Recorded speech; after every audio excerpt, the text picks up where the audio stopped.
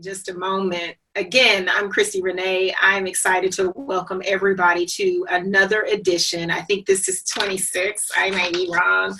I always have to be corrected on that number, but it's another edition of the Sports Influencer Roundtable. And again, tonight, I can't tell you, we have been waiting for this. We called it last week, and we've just been anticipating tonight's show. And we're excited to share this with our global audience. But I cannot go any further by myself. I've got to bring out the founder of the Heads Up Foundation and the visionary, who is also the sports influencer himself, for this whole roundtable greatness, this experience that we've been bringing to you every single day, especially since, well, in this lockdown season. So without further ado, please, Mr. Omega Psi Phi himself, come on out, Jabari Giant. Give it to him. What's happening? Hey, how's everybody doing? Good to see you, Christy Renee.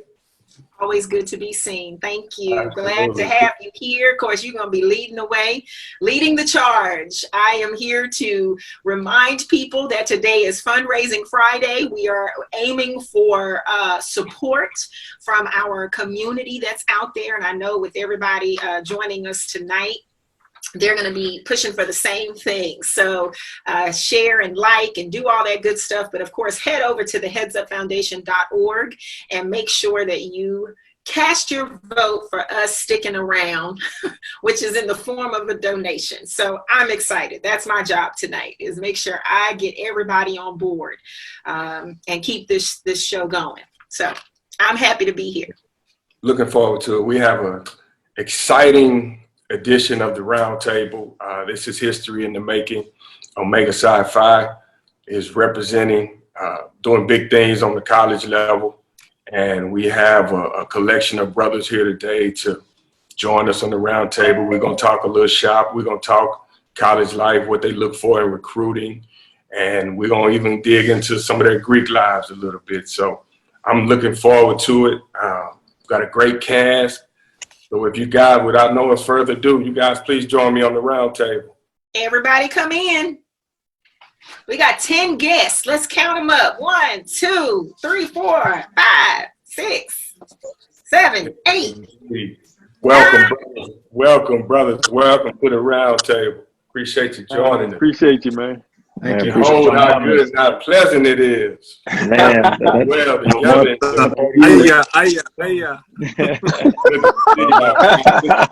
This is history in the making. We can do this all day. Y'all got to bear with us now. We may hang out here for a minute. Go ahead, Christy. I'll let you get them kicked off with COVID-19 before we dig in. Oh, well, before we do anything else, we're going to start off with everybody just going around the circle. If you can, we'll lead with Coach Derek Douglas. Go ahead and introduce yourself and tell us who you are, what you do, where you are. Okay, I'm Ball 94, Epsilon Alpha, Life Member 9887. I'm the head boys basketball coach at Carter Riverside High School, and I've been around for a while. I've met a lot of y'all doing recruiting, especially you, Coach Gill. Oh, yeah, I know you, baby. I know you. Welcome, brother. Welcome. Big All John. Right. Matt Crenshaw, you up next with the fabulous backdrop. Go ahead. Matt Crenshaw, Zeta Phi, 12. I'm assistant coach here at Ball State now. Great. John Richardson. Hey, I'm John Richardson, Fall 93, LG, Elizabeth City State University, representing the 6D. I'm assistant basketball coach at Old Domain University. Very happy to be here. Absolutely. Thank you. Mr. Jerry Stackhouse, come on. Jerry Stackhouse, I'm the head coach at Vanderbilt University, a.k.a. the frequent flyer of redemption. Tail dog number 7, Lambda Pi, Spring 15. All right, Brandon Watkins. Hey, how y'all doing? Brandon Watkins, assistant coach, Northern Illinois University. Ace, Fall 2000, new chapter. The only one to persevere. Tenacious dog. What's going on, everybody? Welcome, bro. All right, Kevin Gill, you up next. Hey, my name's Kevin Gill, Omega Psi Phi, Omicron Epsilon, spring of '92, Paul Quinn College. What's up, team? What's up, guys? Bro. All right, Dennis. Yes, indeed. My name's Dennis Gates, 413 Chi Omega Tail Dog, Tallahassee, Florida. I'm the current head men's basketball coach at Cleveland State University. All right. Welcome, good brother. So far, Coach Gill is the elder brother. Hey, that's a good thing. Like my grandmother used to say, just keep living. Yeah. That's Keep right. living. Amen. 92 was a good year. Shammond Williams is my cousin. I'm just kidding. I don't know. Bro. Mute. Uh-oh, Shammond, you on mute. Okay, now I just claimed you as my cousin. You got to get it together. Working on it. I'm working on it. I'm not into this social media. Nah, I'm just kidding.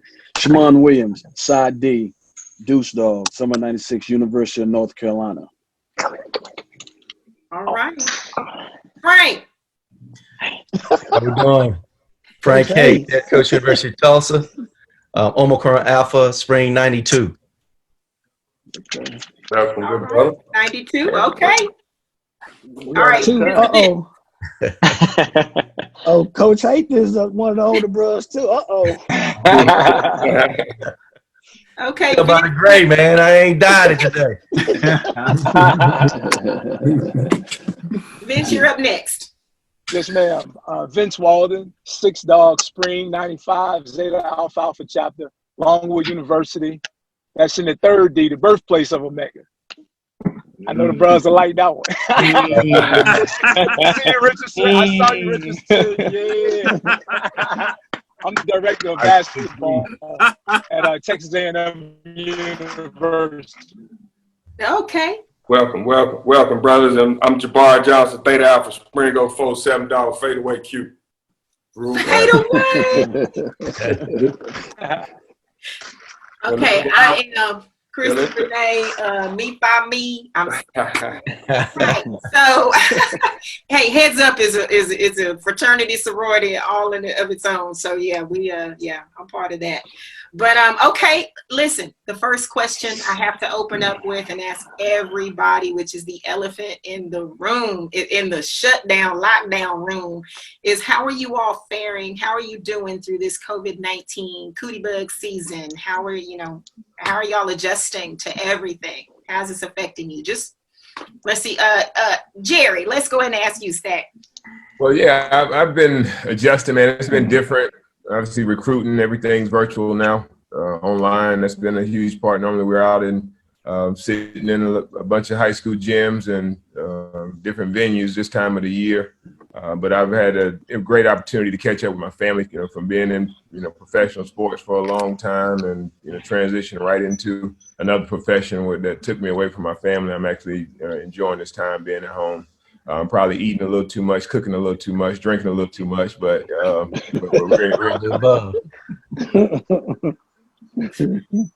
All right. How about you, Coach Gill? Hey, how about you? Let's go, Coach Haith. Oh. Hey, I just like Jerry said, I think we're used to being in the gyms this time of year. So, but that honeydew list, I think some guys were talking about it earlier. I'm about tired of that honeydew list, man. I'm ready to get out. But it's been good though. The reconnecting with the family. I know, when this is all over, said and done, we're gonna take a vacation. But it's been good. We're still doing everything virtual, still working hard. Making calls, being on that phone all day, and we all had a lot of recruiting to do here this spring, and but it was kind of unique, adjusting and adapting to it. Okay. Coach Gates, how about you? Well, first I want to say thanks for having us on, man. This platform is unbelievable.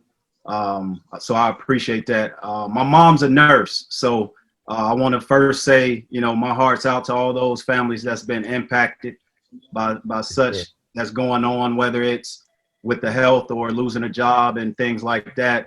But as it relates to this time in our lives, I think it's the transition to, whatever the other side holds when we think about the new lifestyle that we're going to be living.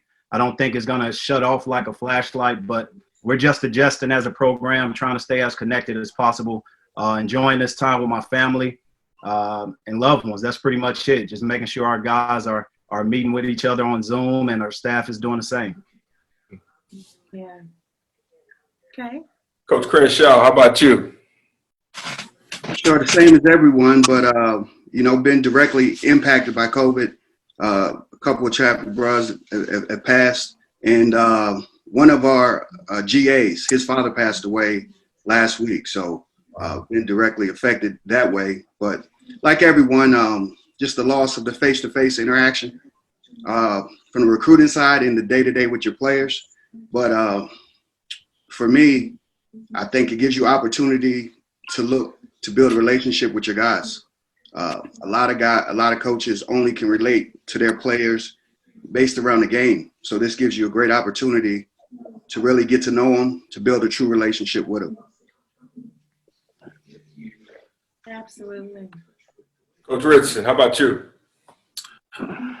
Well, first of all, you just want to give a shout out to all the first responders in this pandemic. It has really put a lot of things in perspective. Obviously, you still have a job to do. Like Coach Haith said, you're on the phone morning, noon, and night, so you still have to do that part. The great thing about it for me is that I get a chance to spend time with my two young sons. Actually, I'm home in Eastern North Carolina. Coach Stackhouse, you'll like that. But I'm home in Bertie County, just visiting my parents, something that I just don't get a chance to do throughout the course of the year. And so, it's just been a very, very, it's been a good experience, just being able to really spend time with your family, but also being able to be on that grind and doing things from a recruiting standpoint virtually. And then also, keeping tabs on your players and making sure that they're fine too. Good deal. Coach Watkins, how's life been treating you, man? How's this been impacted? It's been good. It's the gift and the curse, I would say, out of it. So again, thank you all for having us on here. This is definitely out. Again, shout out to the first responders, as Coach Gates and other guys have said.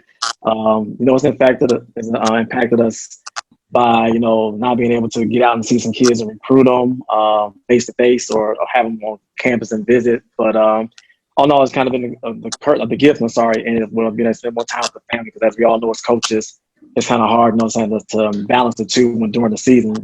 So for us, myself, my family's been great spending more time with them, but also for the recruiting aspect of it, just being able to do it somewhat differently. Now we got to do it virtually, and I always try to tell our guys, sometimes we have to adapt to change. Sometimes we got to be a little different. So having to do Zoom meetings with our guys and staff meetings through Zoom or Microsoft Outlook, it's just been a little bit different. But we're just adapting over here in Chicago and at NIU, with everything going on. And so we're just trying to ride the wave, and then hopefully this would all kind of subside a little bit, and we can kind of get back to somewhat of a norm. Absolutely. Yeah, this is pretty much taking its course all over the country, man. Everybody's been impacted. Shammond, how about you? Well, it's most definitely it's been interesting for sure, and you have to give your hats off to the first responders, and very thankful for the people that are helping us throughout this pandemic. My situation is a lot different than the others, being away from basketball, but where it's different is when you're interacting with kids every day and you're spending that time with them and you're teaching them and you're mentoring them, and now being able to step away from it and not having those kids there and they're not having you and having that influence. You see how dependent people are of information, just as we're dependent of information with the COVID. You're relying on people to carry you throughout the day and give you the information that's pertinent to help you through those things. So, for me, myself, it's extremely interesting having to understand what this is all about. The perspective has always been there, but having my wife go through cancer this past year and knowing what COVID-19 could possibly do to those that have weakened immune systems, it most definitely has me more aware of my surroundings and what's going on in everybody's environment. So, I'm not predicated to just the athletic environment, more predicated to the social environment, which makes an impact on not just the kids, but my immediate family as well. Good stuff. Good stuff. Brother Vince, how about you down there hanging out in College Station with my man, Buzz Williams? Talk a little bit about how this has impacted you. Well, I think first and foremost, I think every man and woman that's on this Zoom call are leaders. And I think that it's another opportunity for us to model the appropriate behavior for those that we coach, those that we do life with, for our individual families. And so I was been playing that same day when they decided to call the tournament. And I had to go back up into the hotel room and let my family know. And I had my youngest son, who's the middle child, he started to get a little bit emotional.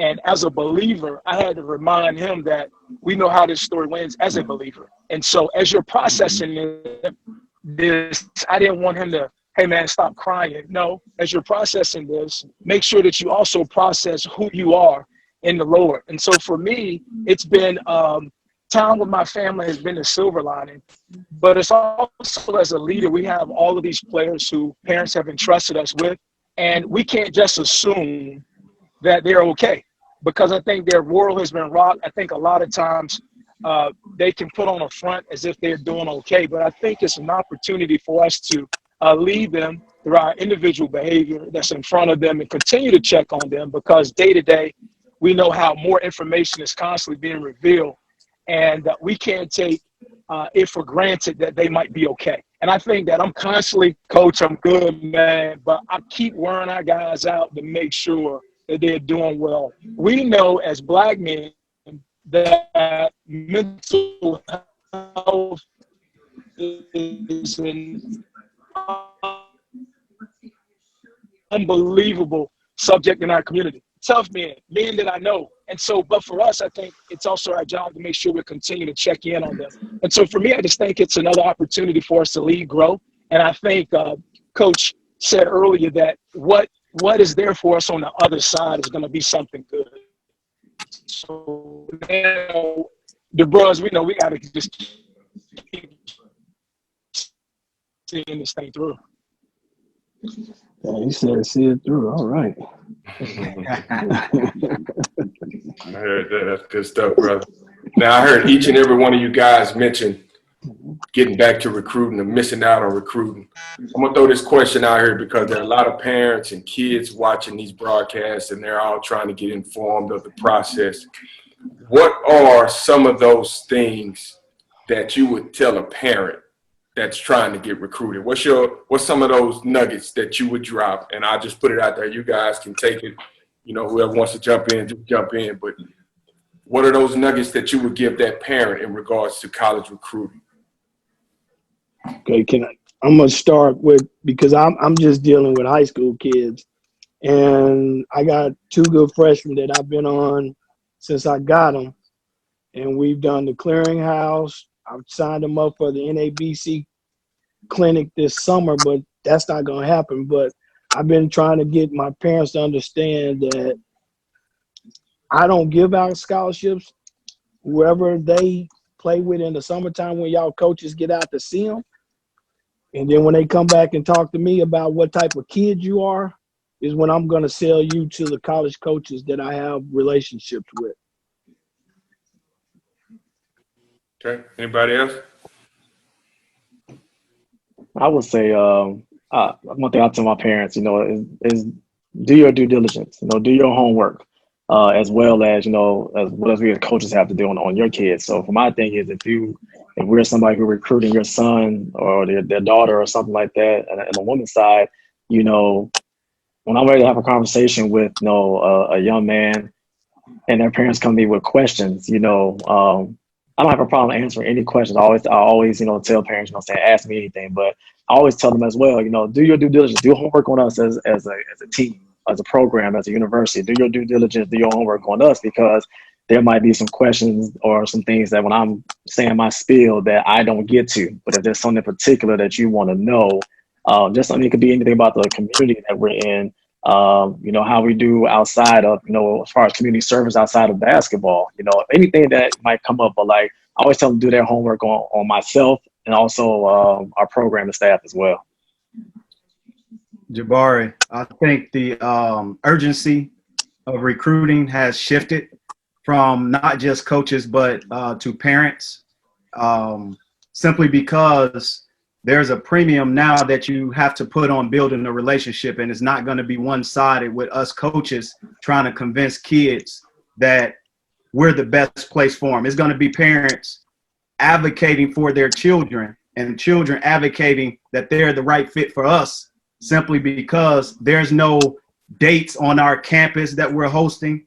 There's no, there's only so many Zoom calls and phone calls I can be on. But you take away for the first time, distance, you take away budget. There is a equal playing field to recruiting for the first time ever. And it has to be done not with how shiny objects look or how big a gym is. It's going to be the substance of me as a man and as a person. And this is what the true recruiting should hopefully from this, no matter if the transfer rule lifts or not, you'll have authentic relationships built, and therefore the numbers of transfers will go down. Gates, that's an interesting point. I think, I have a saying. I said, you can get where you want to be from anywhere. Yep. And no school's going to get you there. And the buildings, that's the flashy stuff. It's what's inside the buildings is most important. And the relationships inside those buildings are what's going to help you grow the most. And I think that's so important that you brought that up with the young people in terms of deciding on a school. Those are things I think are not taken into account always. They think a school's going to get them where they want to be, and that's not necessary. That's never the case. Right. And I know for me personally, when we get back and we go out and evaluate kids, there's a couple things that I'm very interested in, and that's a kid's work ethic. Can he get better because of his work ethics? And when I watch a kid play, his body language, how does he carry himself? Is he a good teammate? And now we all want talent. We all want guys who can pass, dribble, catch, and shoot, and that skill set's important. But I'm telling you, those are some things I think are overlooked, and parents and the kids don't understand that we are evaluating that. I'm evaluating a kid how he responds to his teammates and his body language. I'm evaluating, his effort and how he's on the bench when his other teams are playing. That stuff is extremely important.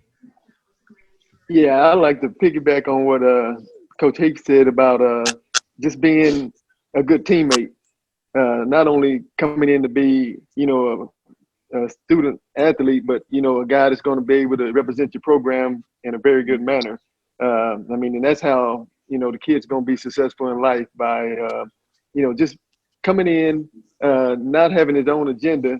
His agenda should be get an education, be the best guy you could be, and then be the best teammate you can be, because in this world, when you're a good teammate, you're going to be able to fit in no matter what you do in life. So, I just wanted to piggyback off of that.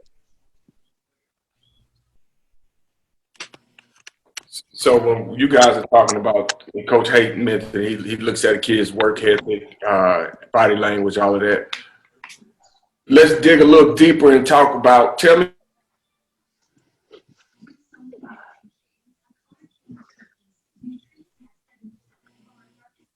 Bar, we didn't hear that. Oh, you're frozen, Coach. Yeah. Uh-oh. Well, I heard a little piece of what he said. He said something about digging a little deeper on the process as it relates to characteristics and things like that, like Coach Haith mentioned, and being more specific. I just think I look at the carrying capacity of a kid. If they have room for me and our environment to pour into them, or are they going to come, with some, I would say, arrogance and not humility. The biggest thing and the biggest mistake we all can make is not sharing what that kid's weaknesses are Right. during the recruiting process to make it reality.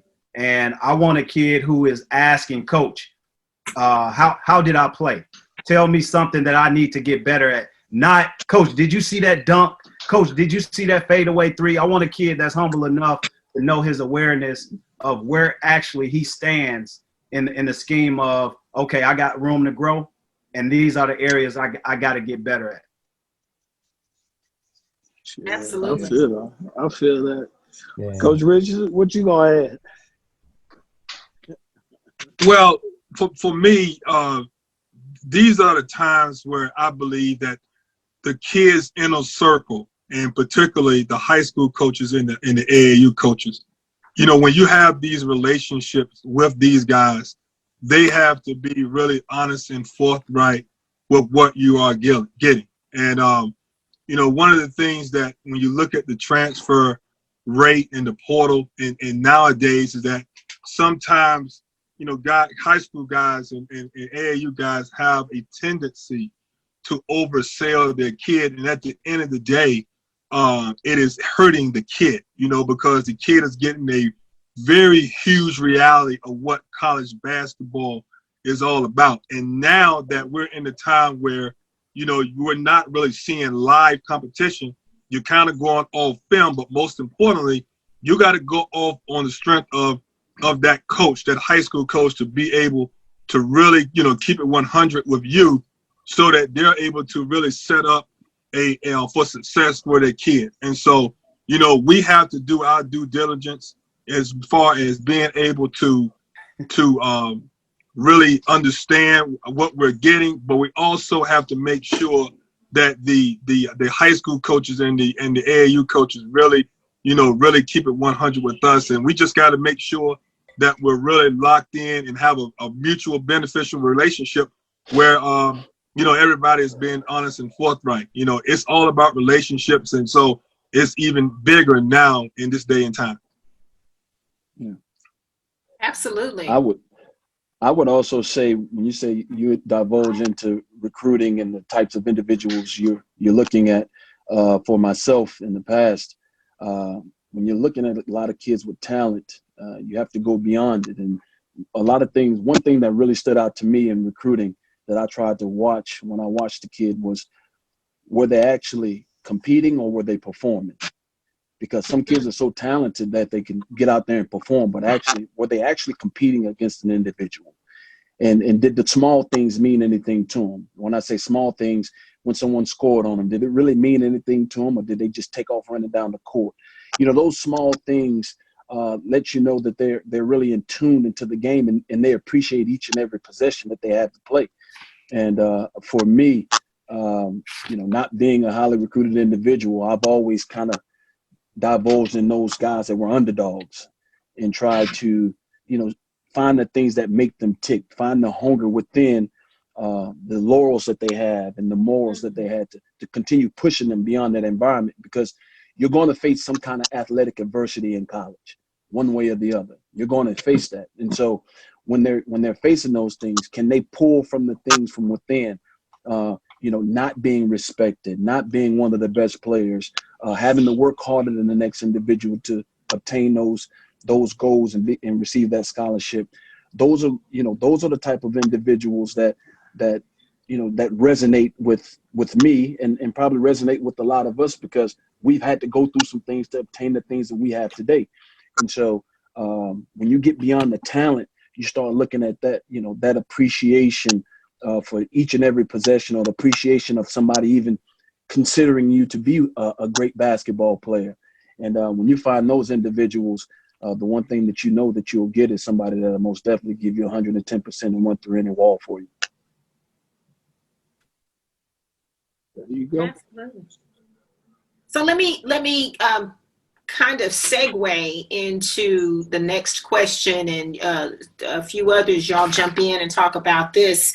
What are some of the biggest challenges as college coaches or a scout or a mentor? What are some of the biggest challenges that you see right now? And we've talked to several we keep them coming with getting these perspectives, and we find a trend in what college coaches are saying about the biggest challenges that student athletes face transitioning from high school into college. It's a whole new, it's a different world. So what are some of the things that you see and you want to speak on? I think the number one thing for me is just buying in. When a guy comes from, high school, or even I may get a, JUCO transfer, Division I transfer, and just buying into the process. Guys want to come in with their own agenda. Some guys do, but the guys that really come in, stay the course, and do what they're supposed to do, those guys get better. I mean, I've had guys that just come in that weren't recruited hardly, that get high major scholarships just because they said, okay, coach, I really believe what you say. So I'm going to do what you asked me to do. If it fails, okay, that's on you, which is on me. And I'll tell them that. But, one of the best statements I heard Michael Jordan say the other night was, I choose not to play for another coach. I mean, he was loyal to his coach. He was loyal to Dean Smith. Then he was loyal to Phil Jackson. And when guys buy in, and the quicker you buy in, some guys, they don't do it until the end of the season or till it's too late. And then they say, man, if I only had it. And that's what we tell you when you first get here. If you just buy into the process, I mean, I've never seen a coach that likes to lose. And he's going to put the best guys on the floor that listen. And listening is that's a talent now. Yeah. I mean, just like shooting a jump shot, listening. You get guys that listening and doing what you ask them to do. Man, it's amazing how the game could turn out for you. And Coach, that goes on resumes. To that point, when guys make the transition from high school to college, obviously they're the best player in the high school team. A lot of these kids now they go to college and then they're not the best player. So now there's roles established. Okay, so whatever your role is, now you got to buy into what your role is, and that's where the adjustment. That's what the period of time that you have to get that kid to understand. Understand we all want to win, right? But that role, whatever your role is, embrace that role. Now you have the buy-in. Now you have a chance to have some success. But guys, we live in a microwave society. These kids come in here and they want it right now. And that's where the biggest adjustment from kids coming from high school to college is understanding the process.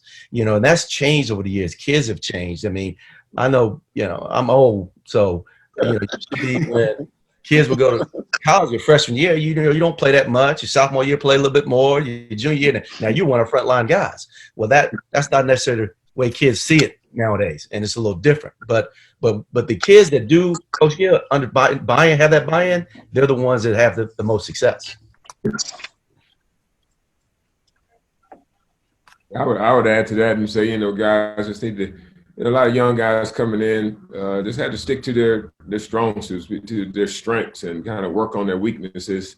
And, like you said, nobody wants to lose. If we felt that you could do it, we would have you doing it. But again, it's learning to share the floor with other good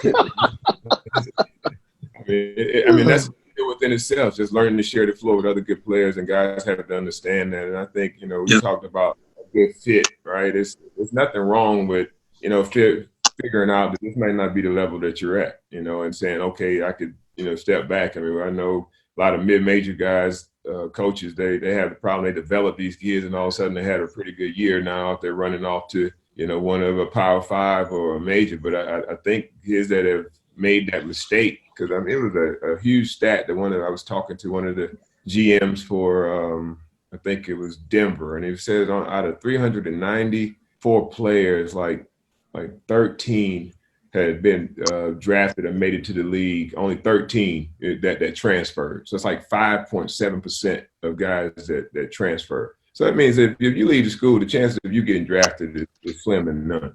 So it's like, you need to figure out what's the right situation for you coming out of school. That right relationship. I'm telling guys, you don't want to be pushed. You don't want to be told, what you, because I've been there, I've done it. So, I feel like I have a blueprint of what it's supposed to look like. But if you don't want to be told, be honest and accountable, then it's not the right place for you. You know what I'm saying? And fortunately, I'm at a high academic university where it's kids that are able to come here have already kind of pushed themselves, not just in the athletic world, but in the academic world too. So it, you get to sleep a little bit better at night. Fortunately, just because you don't have to worry about these kids going out and doing something that they're not supposed to do. It doesn't make them learn the information any faster. Now, don't get me wrong. Just because they got a 1400 on it, that's not the automatic fix. It's not like magic. No, it doesn't work that way. But at least I think you got a little better shot at it. Right. Well, listen, that's a great two things I want to say right here.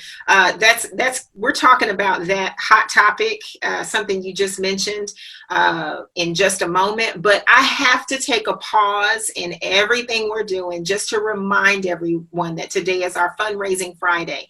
And a couple of things that we're doing. It's not just clicking our link to go to the donate page at theheadsupfoundation.org. We are also promoting our platforms that we have available and accessible to not only student athletes, but we also have a virtual learning platform for parents of student athletes to get to teach them everything they need to know about the college recruiting process.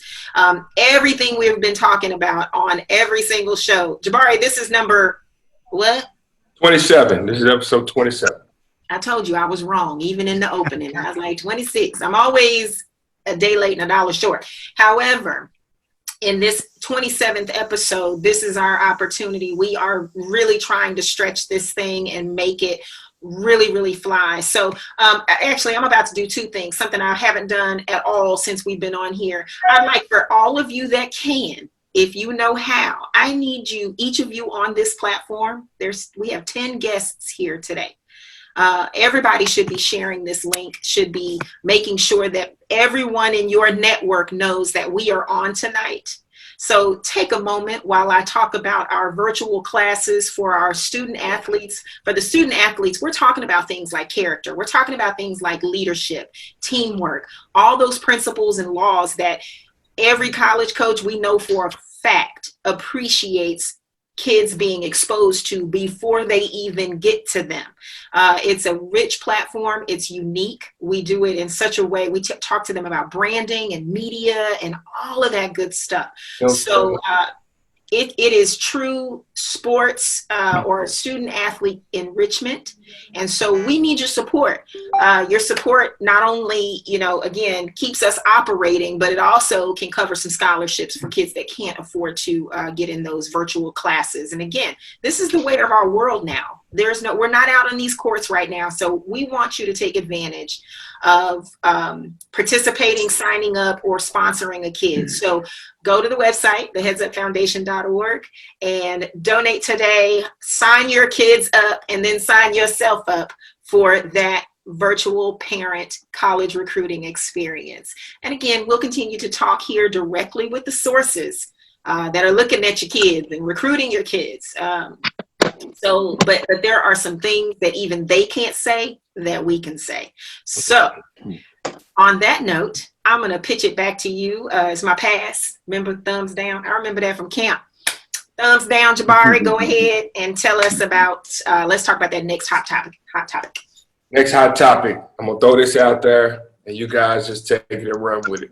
Your thoughts on the transfer portal, and do you feel more coaches will recruit from that portal moving forward? Oh, yeah, that's the question I wanted to ask everybody. Since I'm the only high school coach here represented, is it more beneficial for you guys to recruit transfers or high school freshmen? I mean, high school seniors, I'm sorry. Well, as a whole. The transfer thing is, if they pass this rule, which I think is going to happen, the one-time transfer, I mean, people are going to be recruiting that thing. In the spring, there's going to be a lot of recruiting going on because you're going to have kids transferring, and then you're going to have, kids leaving your program because they're transferring, and there's a lot of guys going to be transferring. And then, the high school kid may be lost behind that a little bit. So okay. I think the high school kids, I don't want to speak for everybody, but we're all into the high school kids in the fall and, at the summer, because that's who we're recruiting. And, I think kids that want to wait to sign late, it's a little different for them now because that transfer thing is going to be crazy, and it's already crazy, but it's getting ready to get even crazier. I don't necessarily dislike the rule. I mean, I think if you have someone to lead that is not a good fit, that's someone that you're probably maybe expecting to play next year, right? You thinking the kid maybe deal with adversity, learn the system for a year, be ready to play, and now he, unbeknownst to you, he's up and gone. You want to maybe be able to, especially with guys able to transfer right in, to be able to play right away. So I don't see as much an issue as some of the things I hear, with the transfer rule. And guys are going to get a little bit older. And like I think, Coach Haith is right that you're going to start seeing younger guys, juniors, start to commit a lot earlier because they're going to be fearful that those spots are going to be gone and could be taken by a more experienced player. And that's why we see a lot in college that the older, more experienced teams win. So if you got a guy that's already been in a college training table, understands the time management that comes along with being in college and able to help you right away, then I think we may start seeing us, overlook some of those high school guys to get a little bit more experience. Yeah, I'm gonna piggyback off a little bit what Coach Stackhouse said. I think a little bit also depends on what it is that you have on your team. If you're turning around and you have a young team, you say you have 4 freshmen from last year and 3 sophomores, so that transfer portal sometimes if guys come in and play right away kind of help you get a little bit of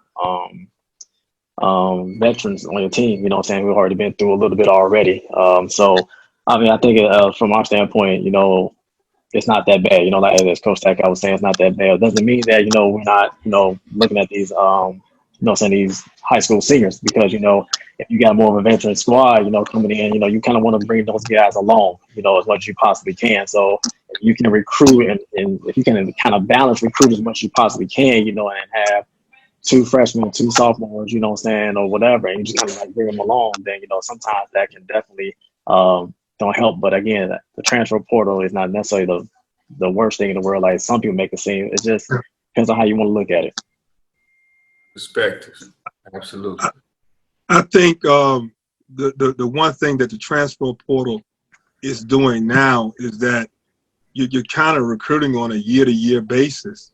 And it used to be a time where, you had your 20s and your 21s and your 22s, and you can really forecast what your roster was going to look like, in a 2 to 3 year time span, where now because, a kid can leave your program and other programs, now you just flat out don't know. And so now you're finding yourself using the portal to be able to have stop gaps and plug in holes to really fill your roster for the next year.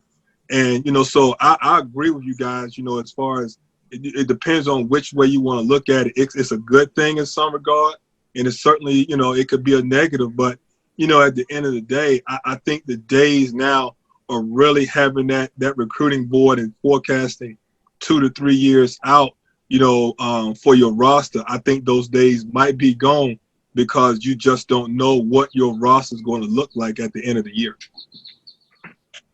Well, for me, what I see, and I'm a junior college coach, but what I see is, it's giving a kid the gun. I mean, he get a chance to, if some kids averaging 15 points over here, and that's not enough. And that's not good because what it does is, to me, it gives guys the opportunity. I mean, there's some coaches out there that will recruit. I mean, you play a mid-major plays against a high major, and a kid from a mid-major has 21 points, and now he's got a chance to go be a high major player next year based off of that one good game that he had. And, it can be a good thing, it can be a bad thing, but when kids start to transfer, you got to remember this. When they transfer, they problems transfer with them. So you got to remember that too. Yeah, hey, it's a good thing maybe for that kid, but not for that coach that's losing that kid. Right, right. That's he's got a job, and he's developed that kid. The kid's gotten good. Now all of a sudden he gonna take off. But that's why the transfer portal is so, it's going to be a vital part of the recruiting. It is, because you're like Rich said, you're going to be finding yourself filling your roster every year. Yep. I got a question, and I got to know this and this is the one question that you guys this is the first group of coaches I've actually asked this question to. Every time I look up on Twitter, dealing with a lot of kids in my space and the scouting and servicing and all of that, I'll look up on Twitter and I'll see a kid say, "I'm blessed to receive an offer from such and such school." So your thoughts on that? I'm going to keep quiet. I got to know what you guys, as the college coaches, because I know what I would think if I were in your shoes, but I want to hear from you guys on that. I got to answer this because, I mean, it's really funny. Last week, we were recruiting a kid in Alabama, and he went to the prep school. Pretty good player, too. And he's been quiet on Twitter all year. And, we offered the kid. We've done the background. We offered him. And an hour later, it's so good to have being able to talk to Coach Gill and Coach Green, and I'm blessed to receive an offer. Less than 2 days later, he has 7 offers. That's what happens. 7. I mean, so after talking to the kid, I talked to the parents again, talked to the kid, and they're going to make a decision, at the end of the month. I don't have to the end of the month. And see, a lot of these kids, they hurt themselves where they could, if they investigate, be in a really good situation.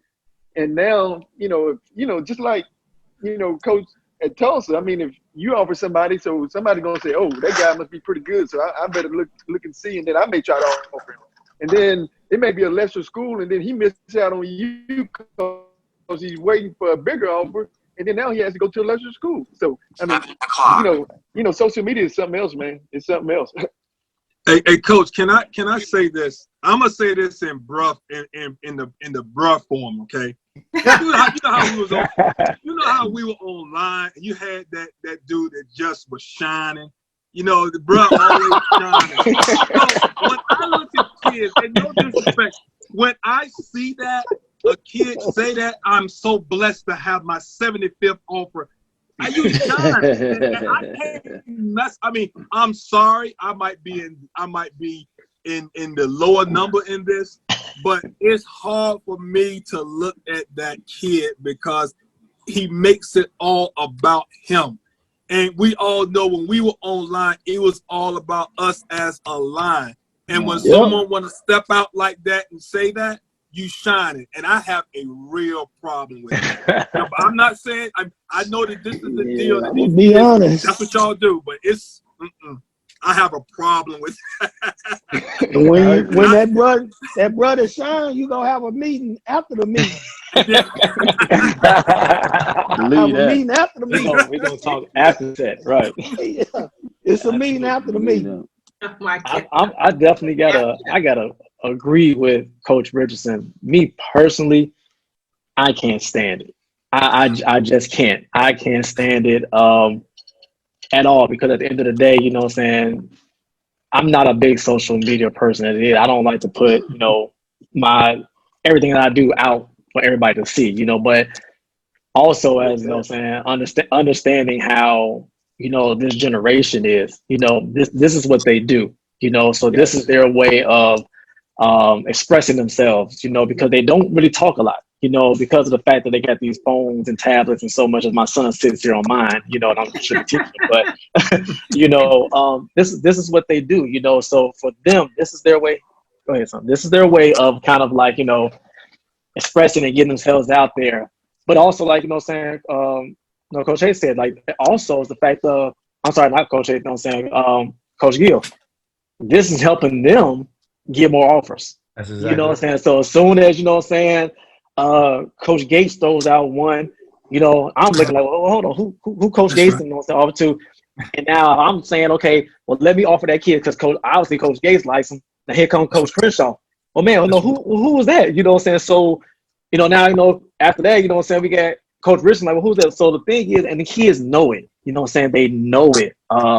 They're smart enough to know, like, if I do this, this is going to have actually jumpstart my recruiting, you know. So again, personally, I can't stand it, and I'm like, you know what I'm saying, a lot of people, like, you know, like you say, they're shining, and you know, they're making it all about them. But as a coach and as somebody that's trying to understand where they come from, this generation, I kind of get why they're doing it. You know, even though I don't like it, I have to adapt to what they do.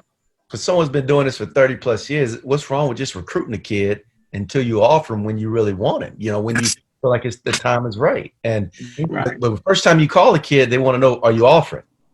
Man. It ain't about the recruiting process, but are you offering? Right. You want it for just that purpose, you know? So, Coach Haith, media. Coach Haith, is that the beginning of the conversation or the beginning of the recruiting? They want to know, if you pick up a phone and call them, are you actually offering them then? I'm telling you, I'm getting that question asked to you right away. Are you offering? Hey, I'll tell you what, I ask kids, I ask parents. They ask me first, am I offering? The first statement I make, are you guys ready to commit or something? Right.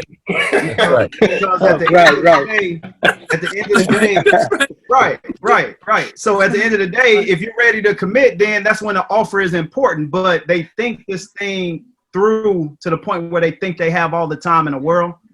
But in actuality, they're missing the point of building an authentic relationship so that they can see if it's a good fit. And when it's a good fit, that's when you're supposed to, you know, ask if you're offering. Because at the end of the day, we all been there, fellas, with our lovely wives. She ain't say on the first date, are you marrying me? Yeah. That's real. Hey. That's real, dog. That's real. Coach Gates, that's the truth. Maybe the second. It is. Well, You know I what? would say This this. deserves a whole session on its own, because this is actually pretty comical. All I could see was that last comment you just made, Coach Gates. I could see that replayed in a parody, like a SNL sketch. You know, are y'all committing? That's a really good question. That's a great comment, great point. Shammond, I want to hear Shammond. Go ahead, Shammond. Well, I would say with the recruiting process, I've always taken the approach of saying, hey, you know, families have their way of how they want their process to go. And on being on the staff, we have a way that we want our process to go. And so the way that you would like for us to respect your process, I want you to reciprocate that to us as well. And so, you know, in recruiting, I've never taken the approach of worrying about how they want their process to work out. You know, my job is to do what I feel like is needed for our staff to succeed. And so a lot of times you're going to find different things that happen and evolve in that process. But the one thing that you can't allow yourself is to get entrenched or wrapped in where, you know, they want me to offer them first or they're not offering, or we're going to offer them first. We got to do what's best for our staff. And I think a lot of times we get so entrenched in well, they want it this way or they want it that way. When, hey, you know what? I respect the way that you do the things, the way you do your things, and respect the way that we do our things. And if it ends up being that you choose us, then great. But believe it, we're going to continue recruiting, and we're still going to go out there and get great players, regardless if you like our process or not. Absolutely. Coach Haith, I want to ask you this. Then I'll throw this over to you, Matt Crenshaw. When I speak at camps, one of the things I tell these kids, especially in my backyard, they're not just competing with kids locally. You're not just competing with kids in Dallas for scholarships. You're competing with kids nationally and even internationally. So for that kid out there that's watching, that thinks he's the greatest thing in the world in his neighborhood, talk a little bit about how wide your recruiting net goes as far as when you're looking for players, how far you go to recruit, and then Coach Crenshaw, I go to you, then Coach King. Well, I tell you, we recruit nationally. I mean, you just mentioned it. You know, if you want to go overseas, or I would love to have Oklahoma be our foundation, and we venture out the states to connect Oklahoma. But I got a kid on my team from Bakersville, California last year. So, you know, when you've been in it as long as I've been in it, and I've coached at a lot of different places all over the country, you're going to develop relationships and connections all over the country. So you're going to have a wide net that in terms of recruiting that I recruit from, and that that's so true. That young man may be good in that environment that he's in, but our evaluation process goes all over the country. I'd say the same. We like to recruit nationally at Ball State, and then it just goes back to your relationships. We initially start off with our process being a 3 to 4 hour window. That's usually where most recruits would like to go. And then we just build out from our relationships. Like I was a military brat kind of growing up, lived in a few different places, lived in the DMV, lived in Texas. When I was in the military, I lived in Oakland. I lived in DC again. And so then being in the Midwest for about 18 years, you just build on your relationships. And our staff, we just landed a kid about 3 days ago from Finland. So we'll go to Europe, we'll go to Australia, but it's worldwide recruiting, really. Same thing here is globally. I don't, I'm very specific. I'm very critical. It's hard as it is to recruit against people, against all these great coaches in our profession and obviously on this Zoom. But, the best thing a kid can tell me is no. That's the best thing they can tell me. Therefore, I can waste my time somewhere else or try to build some real relationships. If they're not interested, like you said, Jabbar, if they're not interested and they just want to get their likes or get their inner circle pub and walk around with their chest out, they're missing the whole purpose. Because I'm going to lean on the relationships, like Coach Haith said, that I've established for years. For years. If I've only seen a kid play once and I have a great friend in the profession and I've never seen a kid play, I'm going off of my great friend who has known me for some time. Yet alone let a frat brother call me. Because when I got the job at Cleveland State in July, hey, Shammond, the bros called me, didn't you, Shammond? And I relied on the bros. On the shield. I relied on the shield. There is no doubt about it. And I think the relationship is important, and the only thing that can defeat a great relationship is another great relationship with a kid who I'm just recruiting for the first time versus the years of relationships and time and energy that I spent with, whether it's breaking bread, whatever it is, man. I just think they missed the picture. But I'll say this, and I'm sorry to take the mic, fellas. I apologize. Okay. I tell these parents, man, are you going to give your kid to me, or am I going to be coaching you too? That's the biggest issue. That's that fire, Coach. Look. I like that, Coach Gates. Coach, that's going My mom and dad gave me to my AAU coach and high school coach. My high school coach and my AAU coach gave me to my college coach. My college coach, I was boxed in. I could not run from the adversity and the lessons that journey of going up and down roller coaster was setting up. I couldn't run from it. I called my mom ready to complain. She ready to get off the phone before I finished a sentence. I couldn't complain. So the big picture is, are these young people having the fence set up around them where, if they want to run, are they being said or told the correct things from their parents? At home, yeah. That's the question. You starting a whole nother. Shammond,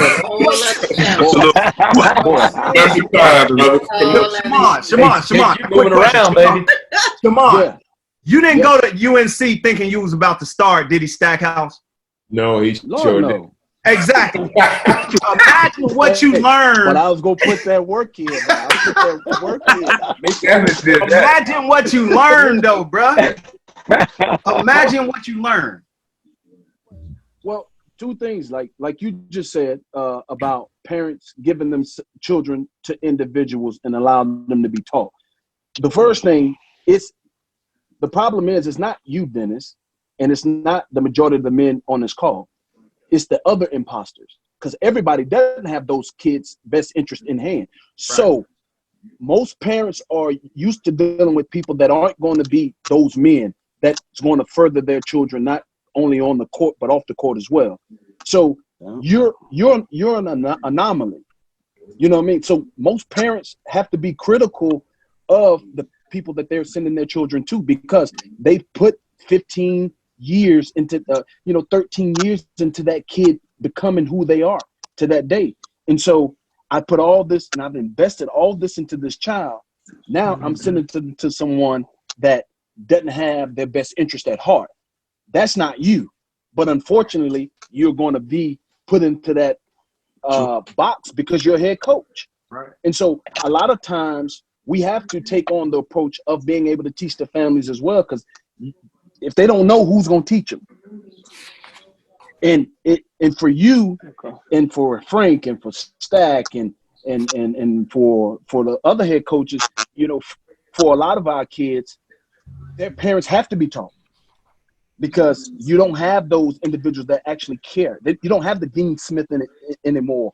You don't have those guys that care about the individuals beyond basketball. They care about them, how many games they can help them win. No question. And then they move on beyond that. So it's a lot of responsibility placed upon our shoulders because of our own morals and what we stand for as men. And so that when you find those type of men, then it allows you to go back to what Frank said before. I can be selfless when I go to North Carolina, because I can see that he cares about everybody on this. If you didn't know who Jerry Stackhouse was or Rasheed Wallace in practice, you couldn't tell, because he was going to coach everybody the same way. And so with that, I understood, hey, you know what?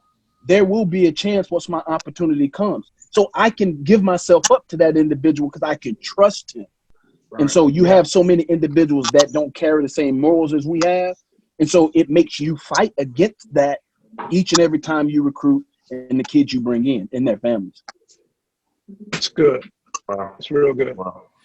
I had the opportunity to coach at the prep level, did some AAU ball, et cetera. I think all you guys, people, Gates, you were just talking about how, okay, I got a 20-year relationship. Coach Haith, you talking about, I've been doing this thing 33 years, but all the men that I see up here have had a level of success because of those relationships. So for me, it was always about the partnerships with those families. And I do think, especially with the change in tide that we're seeing across college basketball, as old school as we may want to be, we got to spend some time, man, and continue to foster those new kind of relationships that are out there. Yeah. And I think the more we do that, then the better off we'll be. Because all of you that I see, all of you I've studied, that have been in this business even longer than I have continued to have some stability. And I've watched all of you adapt to all of this change from when I first got into business. And so I see you still here. And I think that as much as we can get on this kind of Zoom call and talk about the changes and parents are crazy and the kids are different, it still comes back to relationships. And that's why I think when you coach, when you recruit kids from winning programs, and as we know, if we have a relationship with a guy that's going to keep it 100 and give us truth, then we got a chance. Because now the pressure is on to win even more. And there's some NBA guys up here that know that it's a trickle-down effect, and all this is free agency. So we got to adapt to it a little bit and say, okay, well, if it is a 2-year plan for this kid who is normally be a 4-year kid, then I just got to keep fostering these relationships, man. And I think that all of us have built a living in this business because we've been able to really establish authentic relationships over that duration. And to me, that's what it's all about. Can we continue to build authentic relationships as this change in tide is taking place? So Vince, I'm gonna keep it Yes, mic. sir. I'm gonna keep the mic with you. You mentioned you Okay. had some prep coaching at AAU. Talk a little bit about, I'm gonna start with you and I'll go right around. What does it mean to you when you're out doing your thing, whether it's recruiting, DOBO, whatever the case may be? What type of impression do you get when a kid has been to multiple high schools and has transferred multiple AAU teams? Speak on that a little bit. Man, great question. I see you, Shammond. I see you laughing. This is what I would say about it, is that I do believe this. I think that we have to approach and gain as much information as we possibly can. And I think, again, for us being in coaching and for us to have stability that we've had in this business, the intuition, the discernment is extremely important. And I've seen Coach Haith. Hey, Coach, he's pretty talented. Coach, every kid, as much as we think they change, we probably coach every kid that's out there. And so I think that when we have an opportunity to gain as much information, if I'm an assistant coach, then, well, can my coach this kid? The kid's talented, but can he play for coach? I think all of those things are extremely important as we kind of go down that road. But we do know, and these African-American men who are on this panel, including a young lady of color, we know that in our stable homes. And so sometimes I think if a kid, the first attraction, we were talking about our lovely wives, the first attraction is always physical.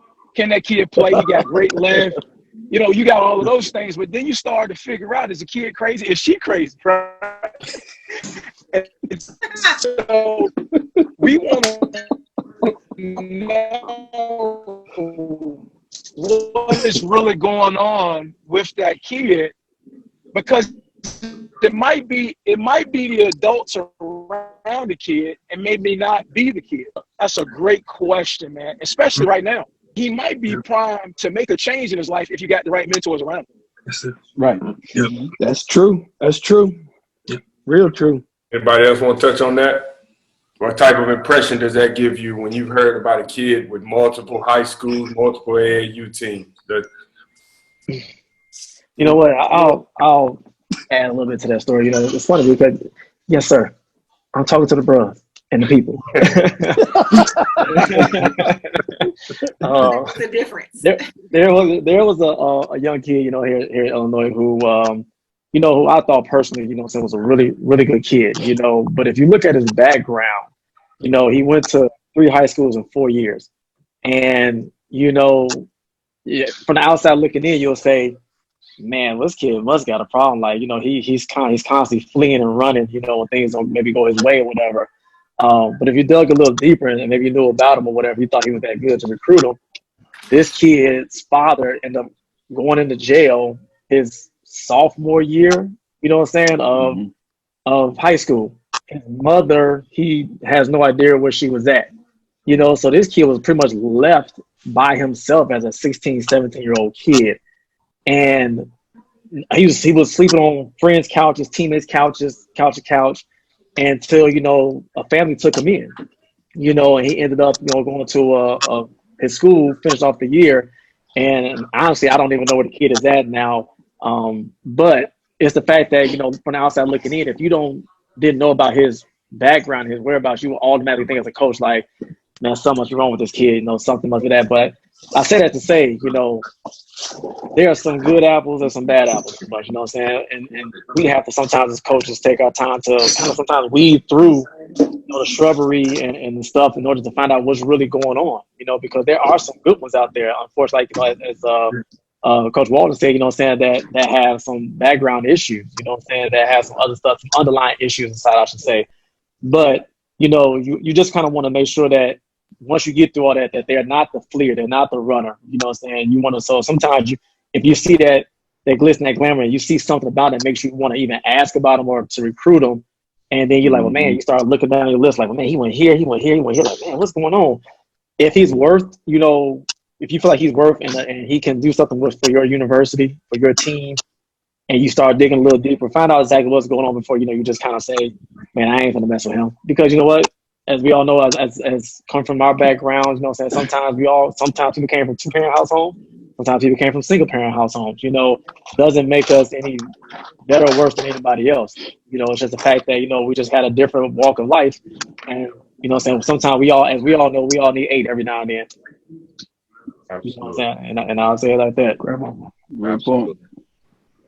That's really good. I want to take a pause for a second because we're gonna jump over to our Facebook Live feed.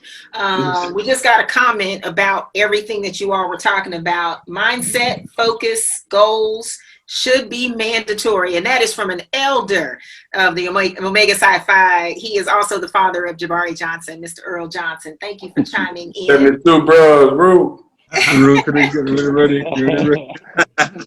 We have a really good question. Stacy Marshall gives a question and gives a scenario. At Ole Miss, I had the opportunity to meet a lot of athletes who weren't focused on their education. They were only focused on the sports and not life after sports. Is there a group or some company out there today that is working with athletes in college to prepare them for life after sports? If not, or if so, how do you measure the experience? Life after sports. You all focused on that when you get those kids at your level? Well, that's our job as a coach, is to groom those young men from the beginning. Once they get here, this is what I tell them when I recruit them. We're not going to be friends right now, but one day I want to teach you how to become a young man, because one day you're going to be a husband, you're going to be a father, and you got to be able to provide for that family that you have. And I have a perfect example. There was a kid that played for me back in 2005 named Marvin Gentry out of Fort Worth, Texas. And, he was a good player, but he didn't have a father in his life. And I took him under my wing, and to this day, he calls me Pop.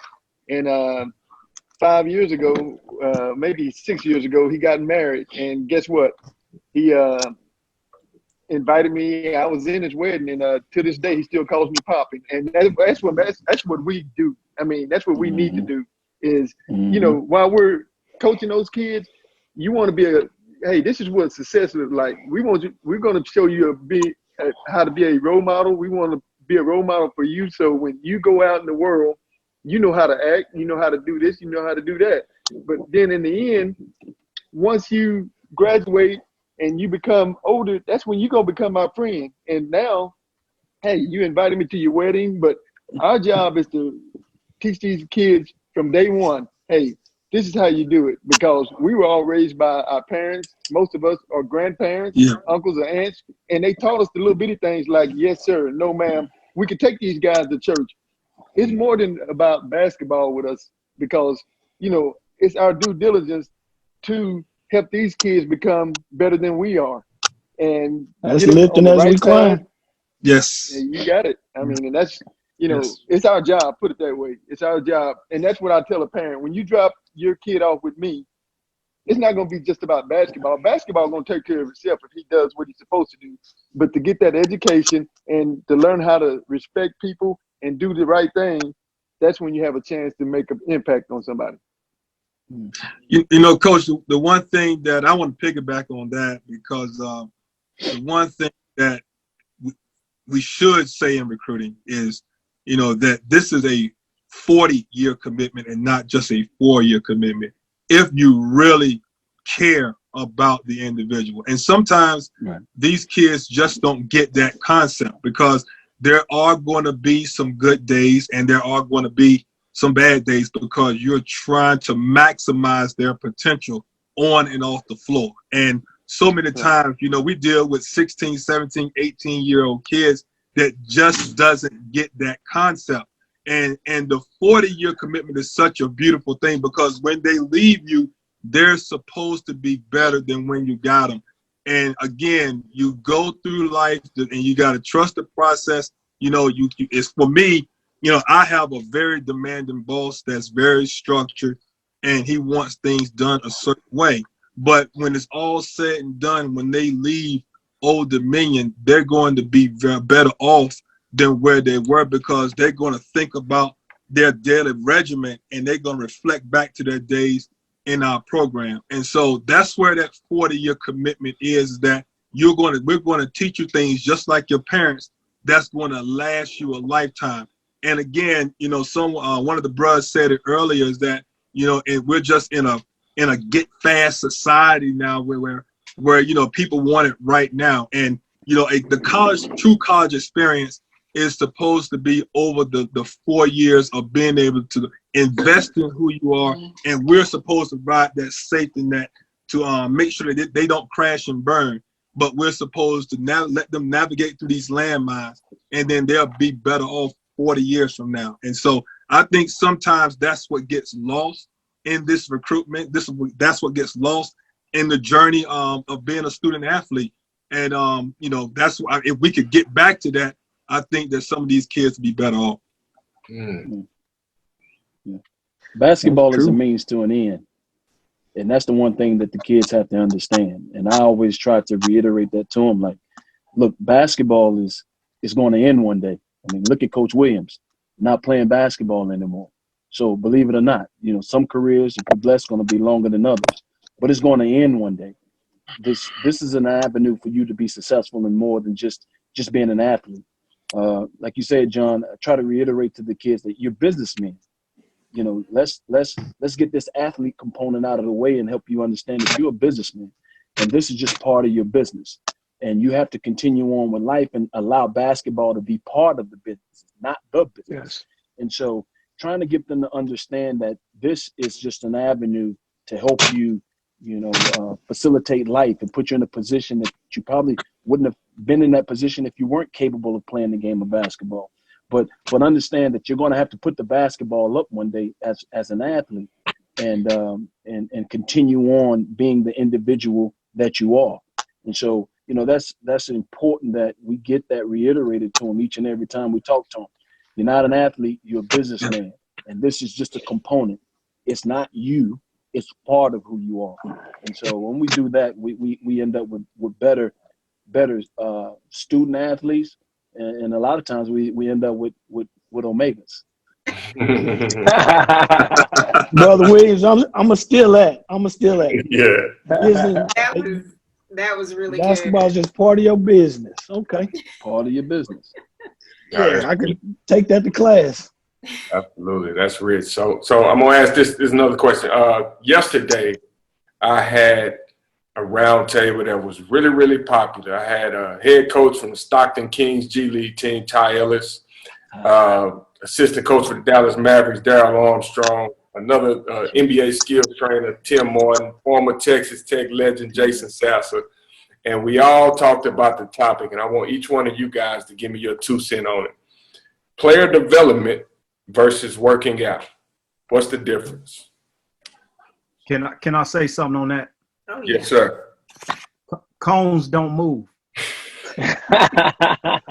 Cones give no resistance. Cones does not have toughness. I mean, that's my true thought on the whole subject. You can have one person in the gym honing their skills and you want gym rats, but there is a competitive advantage on the mental component of a kid being able to run through a wall or stand up to something that is giving them resistance. A cone doesn't do that. A workout, quote unquote, there's some good workout guys out there, and there's some fraudulent ones. Mm-hmm. For the fraudulent workout guys, they just tell you how good you are at the end of the day and give false hope to a kid, and it's not reality. But cones don't move, man. And basketball has changed, yes, but the competitive drive of kids have gone down because they don't play 5-on-5 anymore. They don't sit on the sidelines because their team lost in a 5-on-5. Fellas, we all been to a gym where if you lost, you probably ain't getting back on that. Wait. Yes, sir. No question. It was a lesson in that.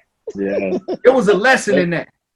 You had to be privileged. You had to put it on the line and don't let you miss the game-winning shot. The old school dude's gonna let you know they may not pick you for the next 2-3 weeks. I'm gonna say, but I be young guy. But that's my 2 cents, man. Coach Gates, that's true. That's true. Because I try to get my kids to play with older people now in the park and in the rec, just so they can just learn how to play and move without the damn ball. That's been my biggest pet peeve, is getting them to just go play. And I go work out with their their workout coaches, you put it. Because they'll just go and just, I shot the ball, I worked on ball handling, when they really didn't. because the cone, they just do cone drills. Bones over cones. Yeah. My man Tim Moore, shout out to Tim. Anybody else want to touch that?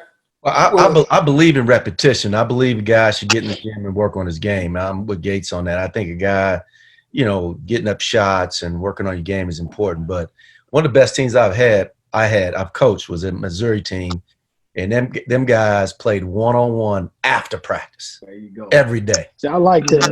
And they played one-on-one after a 3-hour practice and competed every single day. How many dribbles, coach? How many dribbles, coach? They had 4 dribbles. 4 dribbles. Because that's how you learn how to play. You got to compete. And you got to go against one another. You got to get your shot. You got to know how to get your shot off. Today, you can run great offense, but you got to go get a bucket. Got to know how to get a shot off. But they play one-on-one every single day, and so I believe in that. I believe in the competing. I believe in the guys, and 5-on-5. We do that every day at practice throughout the whole year. I mean, I think that's important, but I believe in repetition too. So that's why I go back to that first thing I'm talking about is work ethic. Guys putting in that work, and you got a lot of time. You get in the gym. I want guys in the gym, but I want them to compete too. I see it every year, and my guys get better after the season's over, because what we do after the season's over, we put a 24-second shot clock on, and you go to 7, everything wins. You play with a different team every day, and I keep up with the wins and losses you have until the end of the year, till the year's over. So now you're competing, and you get to play with different people, so we can find out who's the best player in there. Not the best player may not be the most talented. The best player is the guy that wins the most. You know what? I keep up with their win-loss record.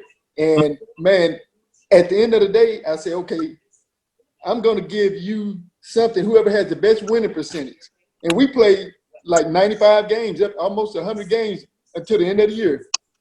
And we go to 7, no three-pointers don't count. First one to 7, 24-second shot clock, call your own fouls. If there's a dispute, I just say, hey, it's their ball. But that's how you develop guys, by playing every day. You guys are old enough to remember, hey, sometimes it may not have been basketball. It may have been outside playing kickball. It may have been throw up tackle. But you compete and you learn how to put different touches on the ball. Now you get a guy and he'll throw the ball hard as he can 15 feet away from a guy. So guys don't really understand how playing everything. Don't be just a basketball player. Learn how to do everything, and then that makes basketball a lot easier. But also the number one thing, it makes you compete. And that's what separates Michael Jordan from a whole lot of guys, because he hated to lose. He competed to the fullest every day. Yeah, no doubt. I add to that. I think it's probably 2 parts, like skill development versus player development. I mean, I think skill kind of focus more on that in the off season, right? Where you're trying to develop your individual skills.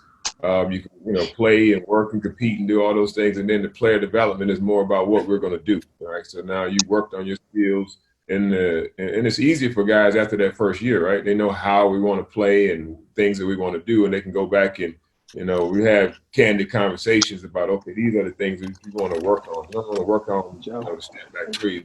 Have a lot of that in our offense, right? But getting to the middle and hitting down and doing those types of things, work on the where you're going to get shots from. Not to say that you don't want to work on your ball handling, you don't want to work on your shooting skills and all of that, but let's live in the summertime with those things in our skill development. And once we get back to the fall, we'll start working on things that we want to do with our team, and I consider that more player development. That's good.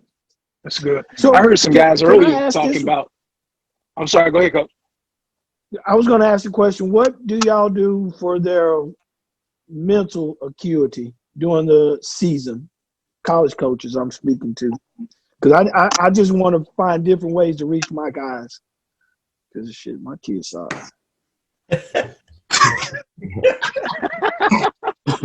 What did you say? I didn't mean to say that out loud. I'm sorry.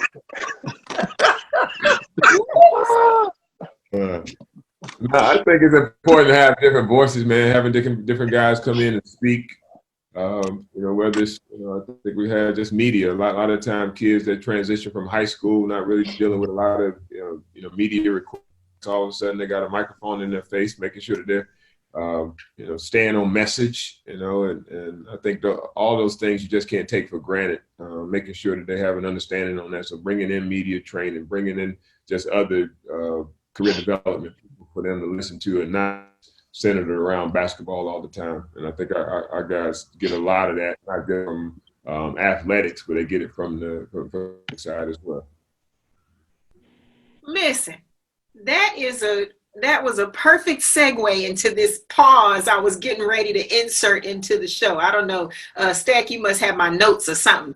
That's perfect, because that's a perfect opportunity for me to talk about the training that we provide. We've been doing this, of course, Jabari's been doing Heads Up for 17 years, y'all. This month we're celebrating the 17-year anniversary. But what's up? Yeah. Also, for the last few years, we have been literally training these kids. We just had, who did we just have on the other day? Makai Pope, I think it was. He was so proud in his moment to tell Coach, can't wait to see Coach Christie because I remember my training. And I was like, oh, that's so sweet. They always say that. They remember how we sit with them and talk to them and teach them about when that microphone is on, when the microphone is off, and being sure that you're a person that the media wants to talk to, because you do know how to stay on task with your points and your thoughts, and how to be mindful about social media and, again, personal branding. So I want to encourage everybody, please, parents, if you're listening, student athletes, if you're here or not, you'll hear about it. And I know you know about it, but we want you to get over there and get some enrichment, in addition to the academic learning that you have to have right now, that you are engaged in. We want to keep you engaged especially while we're out of these gyms. So the virtual learning classes, the Sports Enrichment Academy, sign up today. We're trying to fill a class, get our first class off the ground. We need 25 kids. I mean, they're out there and we've talked to the parents. We know that that's what they want for their kids. So y'all toggle over to the headsupfoundation.org after the broadcast and sign up. And again, this is Fundraising Friday. So we're hoping that with this whole platform and all these wonderful guests we have on here tonight, we are hoping that you all will see how important this is. This whole platform, this media, the show, the getting the different viewpoints across. We are bringing people together that normally wouldn't sit and have a conversation. One of our shows the other night was incredible, and we were able to start bridging that gap in conversation between high school and AAU. That's Heads Up Media. That is what the Sports Influencer Roundtable session is doing. So again, we appreciate your support. And I'm going to ask a question. This is one of those conscious questions. Christy, can I make one comment about what you just said? Is there a template to talk about social media with the kids? Yes, because first thing I do when I start to recruit a kid, in terms of my evaluation process, I go to look at their social media.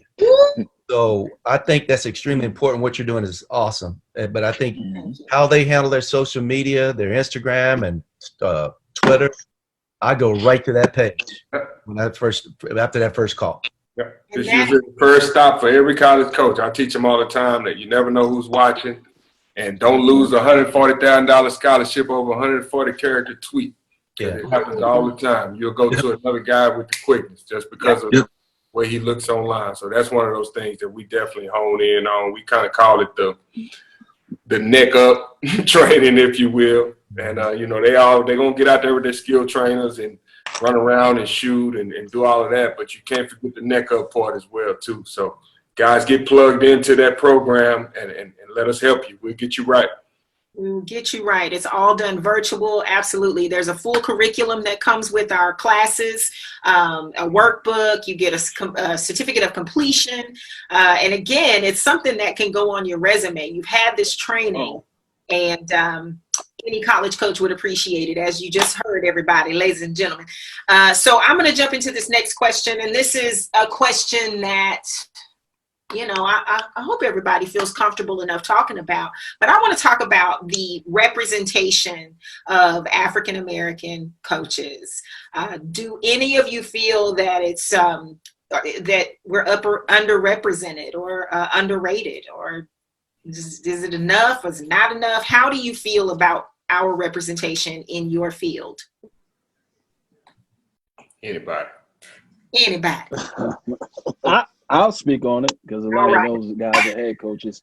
I think what I'm amazed at more than anything else is when you look at the makeup of most teams. The majority of those teams are probably 85% to 87% African American, and you have someone of a different ethnicity teaching these kids, or quote unquote the leader of these kids. And so for me, it's always been something I've thought about. Why was this, and why would someone think that you know, to get beyond just the racial part of it, but what would make people think that the only people that are more capable of leading these kids are something or someone of a different ethnicity? And I think it's been something that's, you know, that's been an issue in not just college basketball, but all sports. And I think it just comes from most people that are in those positions. They don't have an avenue to get to an opportunity to find out who these individuals are. When I say these individuals, I'm talking about African Americans. I mean, when you look at our relationships, majority of our relationships are with those that are African American. So if we're looking for someone of another ethnicity to do something for us, then we probably have to rely on somebody that we know that knows that person. And so we've not been able to have an opportunity to get beyond those lines for people to get to identify who we are as individuals. And I think the platforms that are beginning to become, you know, this platform, if they're watching, and other platforms, gives people in those decision-making positions an opportunity to get to know us beyond just, you know, being African-American coaches. There's much more substance to us than just basketball. I think in our profession, it's on a decline over the years. I remember when I was in ACC, we of the 12 ACC schools, we had 7 at one time, and I thought we were on a great path in terms of college basketball. And it's great to see Gates have an opportunity and Stack at Vanderbilt. And you know, when I started in this profession, you had John Thompson, you had Nolan Richardson, you had George Raveling. Those were the guys that I looked up to, and you know, and now we got Leonard Hamilton. There's still guys that are, and you know, I just my advice to young coaches in this profession is be well-rounded, and when you get that opportunity, you're prepared. You know, I was very fortunate to work for coaches that allowed me to be involved with the total program, and you know, not just recruit, because recruiting is gonna get you your job. There's no question. You gotta get good players, and you cannot negate that. But we got to be student of the game. We got to be great scouters. We got to be great, speaking, do speaking engagements. We got to do all that stuff, because your presence is going to be what's going to get you the opportunity. And then you got to be prepared when you get that opportunity to do well. And that's what gives you staying power. I just don't think some of us, we're in opportunities, and I would encourage young coaches that are in those opportunities. You know, no coach is going to keep you in a pigeonhole. Just say you just recruit. You be aggressive, and you want to do other things, so that when you get your opportunities, you're prepared to do well. It was. That's really good, because we've had several of our student athletes that have come to the roundtable and talk about, you know, when we ask that future question, you know, what do you want to do when you grow up? What path are they on? Several of them have said they want to get into coaching. So that's a really good piece of advice there. Coach Jabari, you up next. So as we try to land this plane, fellas, I appreciate each and every one of you guys for taking time out of your schedule to join us here on the round table. This was definitely a historic platform with the men of Omega Psi Phi joining us. And before we let you go, I need each one of you guys to leave us with your best piece of advice, whether that's you talking to that young coach who's following in your footsteps in the business, or you're talking to that high school or junior college recruit that wants to play at the high level one day. What's that best piece of advice that you want to leave them with? I'll start with Kevin. We'll start with you. We'll go top left and go around. My best piece of advice would be once you get to a program, buy in and do what asked of you to do. But the main thing that you're there for is to get an education. Education will take you a number of places that other things won't, and you'll always have it to fall back on. But once you get to a place, it's almost like with your wife. Once you marry her, hey man, you committed. Make sure you take care of your business, do everything you're supposed to do. And hey, now during this bad time of COVID, hey, you did your due diligence. Now, hey, you don't want to be stuck in the house with somebody that you don't want to be with. So make sure you take care of your business. That's what I'm saying is do your due diligence, get there, buy in, and once you buy in, make sure you get your education, and the sky's the limit for you. Coach Haith? You know, we have core values that I share with all prospective student athletes. And it goes like character, skill, toughness, humility, servanthood, and thankfulness. Character, who are you when no one's watching? Skill, I talked about it earlier, pass, dribble, catch, and shoot. Toughness, mental and physical. Humility, you know, do you have a humble spirit about yourself? Okay. Servanthood, are you a giver or are you a taker? And then thankfulness, being grateful for opportunities. Those are things that we look at when we recruit prospective student athletes that are important to guys we want in our culture. And I just want to share that with other prospective student athletes. Every program has their core values, but these are something we live by. Good deal. Coach Richardson. Well, the one thing that I just want to say is, and it's really what I learned online, and I have just carried this, you know, throughout my coaching career, is just always being prepared, because if you're not prepared, it's going to promote pain. And so the one thing, and I'm serious, the one thing that I would say to that, the one thing that I would say to that is that you always want to be prepared for your opportunity.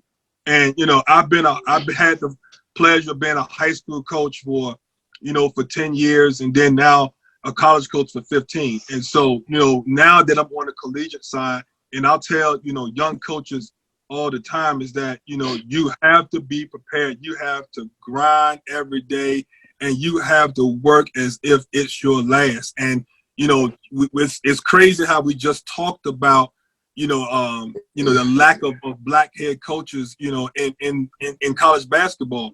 And quite frankly, all of us, I believe, looking at Coach Gates and Coach Stack and Coach Haith, we're being like them. I mean, they're the trailblazers for us. And so I want to make sure that I'm prepared. And if I could say anything, to the younger coaches out there, is that your opportunity will come. We don't know when that's going to be, but always prepare as if you're going to be the head coach. When you go to practice, when it's your scout, when you're with your team, going over any kind of film session or anything like that, act like as if you are the head coach, because one day your number is going to be called. And so, again, it all goes back to when I was online, being prepared and understanding that if I'm not prepared, then it's going to be a consequence for that. And so, young coaches, just be prepared.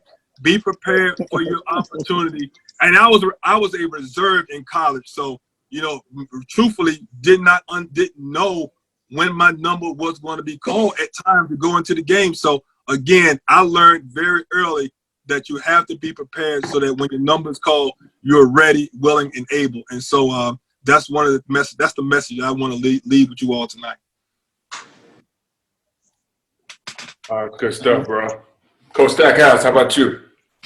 Yeah, I'll piggyback on that, man. Just I mean, to the young coaches, just continue to grind, and you never know. I mean, I got a story when I was, I think my son was probably in the 7th grade, and I was, we were out. We just finished practicing. I was watching the practice, and then there was a younger group that was practicing afterwards. It was M.J. Walker that played at Florida State, and his dad, Walker was. I was just messing around with those kids for a little bit, man, and I put in a little flex. Just a little flex wrinkle, you know what I'm saying? And they went and won a tournament. He called me a week back and like, man, we went and won the tournament off of just those 2 little plays that you put in. And come full circle here, as soon as I get the job, I reached out to transfer. It was transferred from Notre Dame, and really didn't know Adam. Come to find out that who called him. His best friend, the dad's best friend of the kid is Walker. And so it's those type of stories, man. Never really take for granted that grind we're doing, because it could come full circle to help you down the road. The first recruit that I got here, the first kid that I signed, it wasn't so much about what I told him. It was about what this guy vouched for me that I took some time with, early in my career. I even had to ever be at Vanderbilt, to be the first black head coach at Vanderbilt. I take that serious. I take that charge serious. I know a lot of young guys are following me and watching me, and our success in these positions will help you guys get opportunities as well. So I definitely don't take that charge. Good stuff. Coach Gates. Well, I would say this, and we all have been cut from a different cloth of manhood, scholarship, perseverance, and uplift. Friendship is essential to the soul. You can't reach out and call people, when you absolutely need. You got to plant seeds and be able to plant the seeds well beforehand. And that's just the words of advice I have for young coaches. I've been fortunate enough to, have a mentor like George Raveling and Leonard Hamilton. And those are Mohicans in this profession. You know what I mean? Yes. They are Mohicans in this profession. You get what I'm saying? So I've just been taught a certain way. And for the young people out there, you got to respect the hierarchy. You got to respect the time that people put in before you, and you got to be humble. And the best thing you can do is give your very, very best every single day, because you know who's watching you. You have no clue what skills you're picking up that you can use later down the road. But ultimately, we all have been taught to choose our friends wisely. And I would tell everybody in the profession and recruits, choose the people you invest your time in wisely, because at the end of the day, there are smoke signals and you can't ignore them for the short-term gain. You got to look at the big picture. Yeah. Good stuff. Coach Douglas. Well, I always just tell my kids, as Coach Richard said, be prepared and don't be afraid to compete, period. I mean, you compete in the classroom, you compete on the floor, just compete in life, period. And that's just one of the things that I just try to instill in all of my teams and all of my kids. That's it. Compete, shit. That's all. Coach Williams. I would say, the things that I live by, my principles, God first. I always kept God first. Keep God first, because you never know what He has in store for you.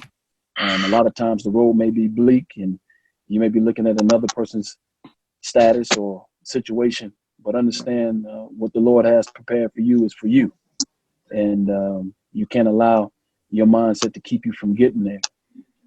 Always be respectful and humble. Respect goes a long way. To have respect, to get respect, you must give it.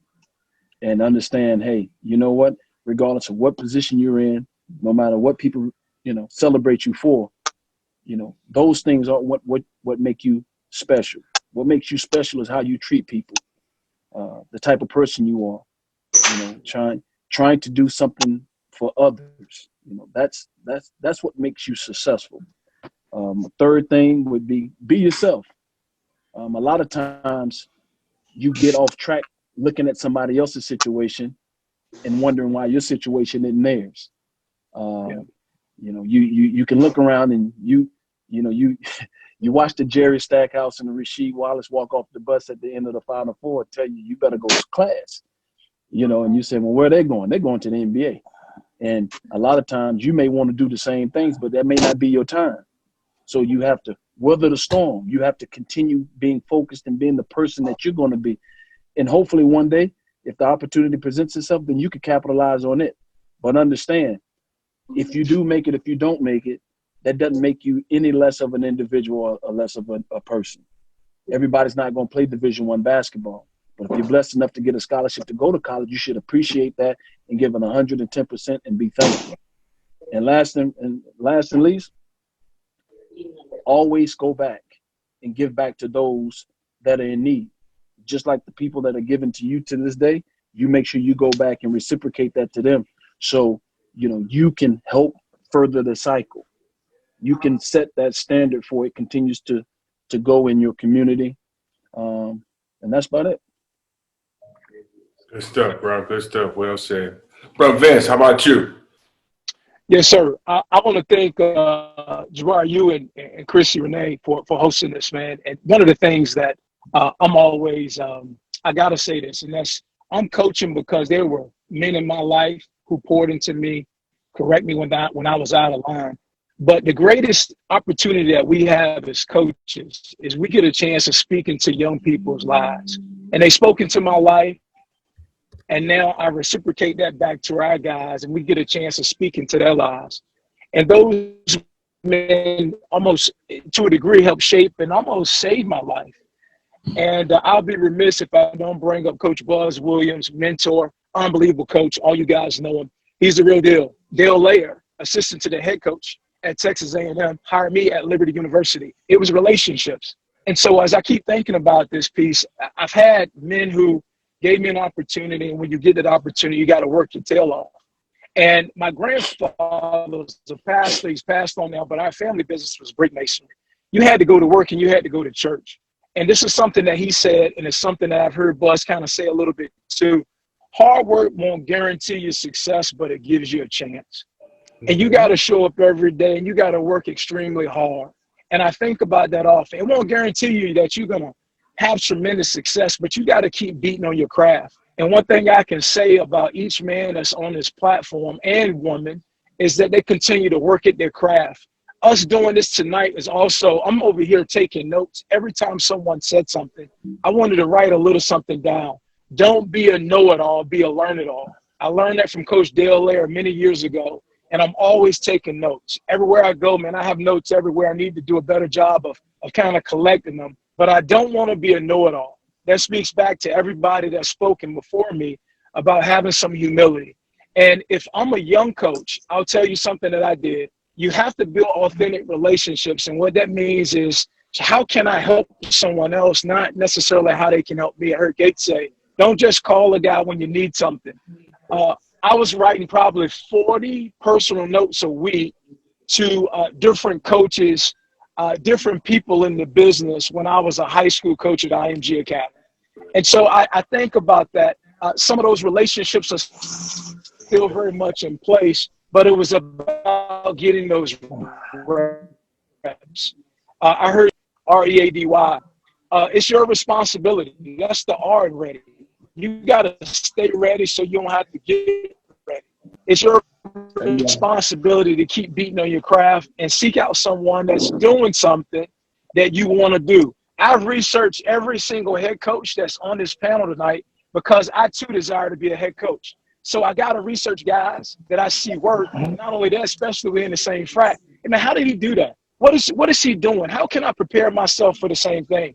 All of us know what the E is. That's enthusiasm. Nothing great has ever been accomplished without a great deal of enthusiasm. That's the E. The A stands for aspirations. I think every man up here is full with aspirations about achieving something. The D stands for determination. I got to be determined because it's not easy. I've been a high school coach. I've been an AAU coach. I've been a college coach. And if you're going to stay in this business, you're going to also probably be a fire coach at some point in your career.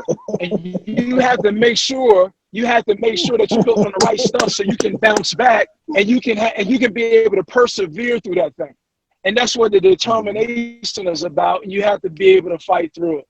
And the last one is why. I say it twice. I say why, and really the why stands for you. It goes back to you. How bad do you really want it? And if you want it really bad, you'll keep going after it. If I'm a parent and I'm watching this, I'm saying, how can I partner with men who would be able to give my child the same truth they'll get from home? How can I partner with men and I can put my child in an environment that will grow them to be men? And one thing I can say about A&M, this is my last plug for Texas A&M, we're building men. We're building men. We're building men. And again, I just appreciate all that you guys are doing, all the pros out there in your respective universities. And I just appreciate you guys, man. Just keep going, dogs. I appreciate you. Jabbar, I appreciate you. Chrissy, Renee, thank you so much for hosting us tonight. Thank you. Absolutely. Absolutely. Thank you, Vince. Appreciate you. Brother Crenshaw. My one charge would be for the young coaches. Everybody's journey and path is different. First, that's the thing. Everybody on this panel tonight has done it a different way. If you talk to them, their story is going to be different. Second, you got to believe in yourself. If you don't believe in you, nobody will. Third, we've talked about development and skill development, but how are you developing as a coach? How are you getting better? Are you reading? Are you going to clinics? Are you getting on the phone with coaches? How are you improving yourself daily? And then the last I'd say is just the why. Why are you doing this? Are you doing it to impact lives? Or are you doing it to chase money and status? You got to make sure you're aligned and doing it for the right reasons, and then lean on your faith. Wow. There you go. Good shit. Good stuff, bro. Brandon Watkins, bring us home. Oh man, I don't know if y'all say the best for last, but not at all. But I got, honestly, for the recruits, I just want to say, go where you're appreciated, not just tolerated.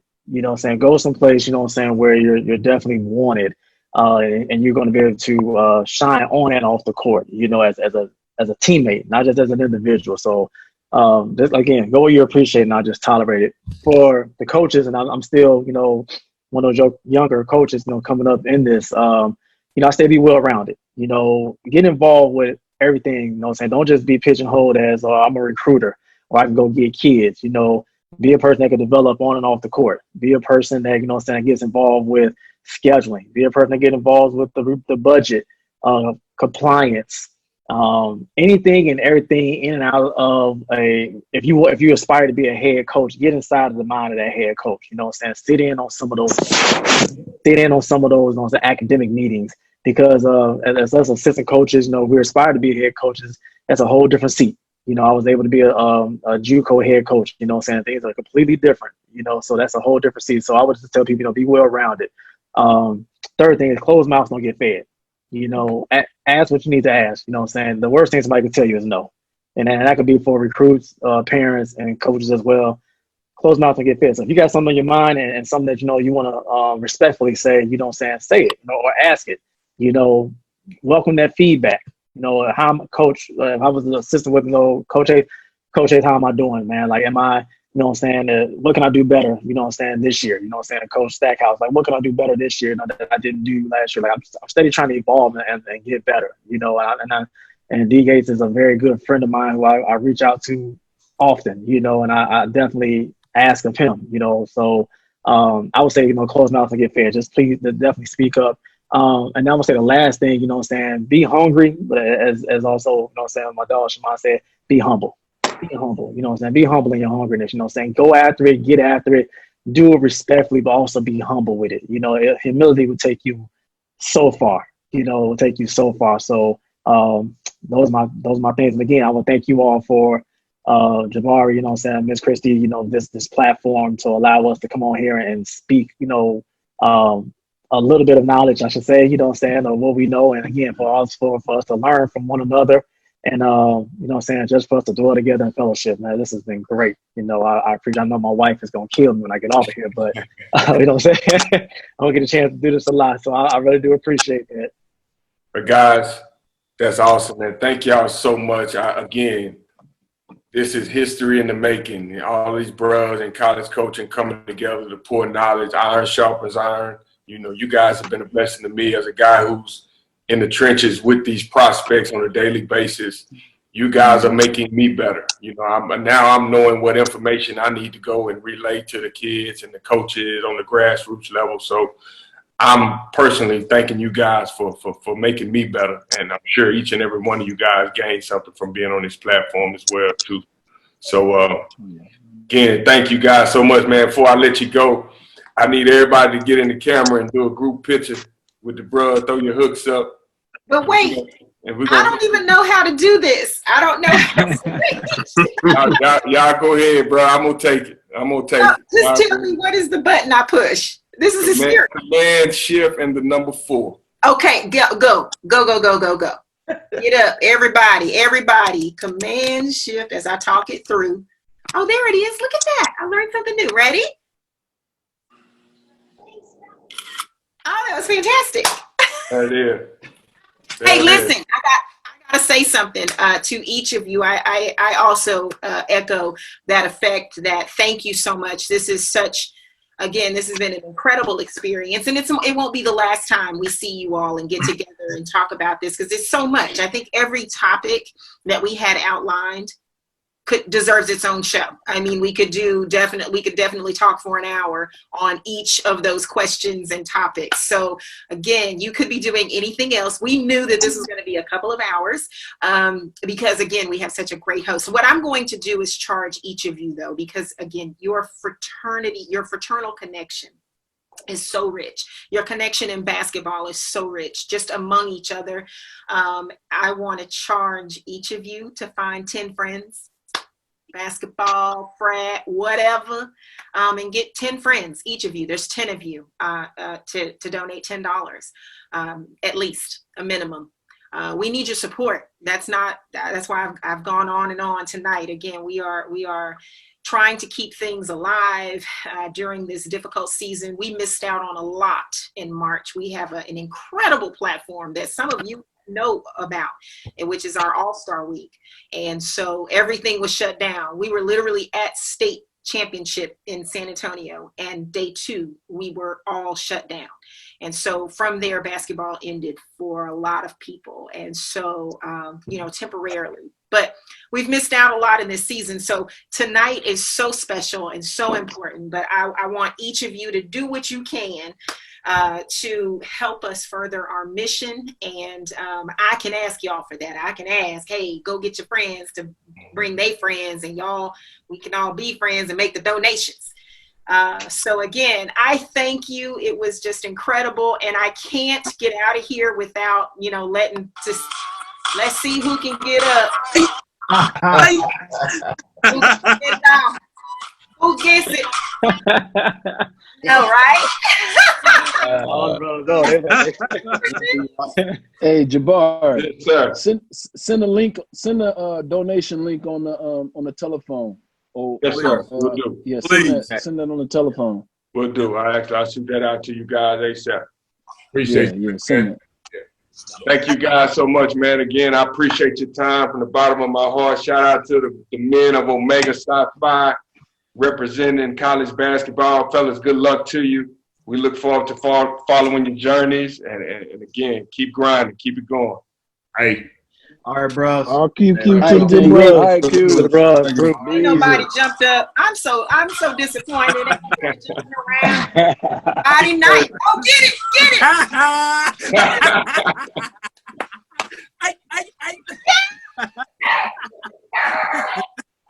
That's my cousin. Wait a minute. He's tired now. He's tired, yeah. Oh my God. Y'all know I'm going to get my run in. God, thank y'all, man. Appreciate y'all. Thank you, dog. That was excellent. All right, everybody log out and take off and do your thing. All right, Crenshaw. All right, Richardson. All right, Doc. All right, House. All right, everybody go. I'm going to close out the show. So y'all all just stop rolling. Lead the meeting. Leave the meeting. Woo! fantastic. Listen, that was history in the making, folks. I mean, I can't say enough about how incredible that session was. We had men from coast to coast, all sharing their stories, their testimonies. Man, behold how good and how pleasant it is for brethren to dwell together in unity. That's just, I mean, that pretty much summed that up. So thank you again, brothers. Appreciate your time. Let's let Coach Gill get out of here. Coach Gill still hopping? He's still hopping. He's hopping off camera. Yeah, still hopping. Sign off. Oh my Lord. That's okay. That's what happened. This is a live show. I don't think people realize that. We are completely live. Okay, well, look, I'm going to jam us out then. Thank you, Coach. I appreciate it. This is why they say it's better with a Q. We did it. We jumped it off tonight. On Facebook Live, we've got some requests for the Noops to get in next, the Deltas. Like, we got to do now, like, a whole segment. So I love to host the Noops. Any coaching Noops out there, y'all guys come to the table. Let me know. Any alphas, any of the Greek Divine Nine organizations. You know, we want to connect with you guys as well, too. So it's all about building bridges and doing what's best for the kids. So let's come together. Reach out. all right, Coach. Thank you so much. Coach, why don't you take the lead and go ahead and log off Coach Gill? Can you dismiss him, please? Yes, I will. Thank y'all so much for tuning in. SI signing out. All right. Okay, this is the close of the show. So now we are going to, I'm just going to polish off everything I've been saying about tonight is Fundraising Friday. I got to put oh Lord, let me put my music on pause.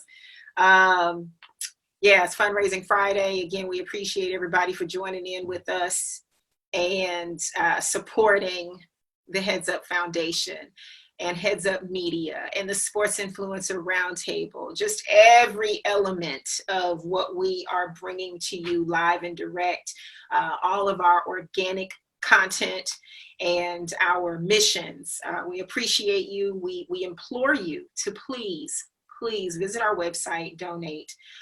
There's a link in the live Facebook feed.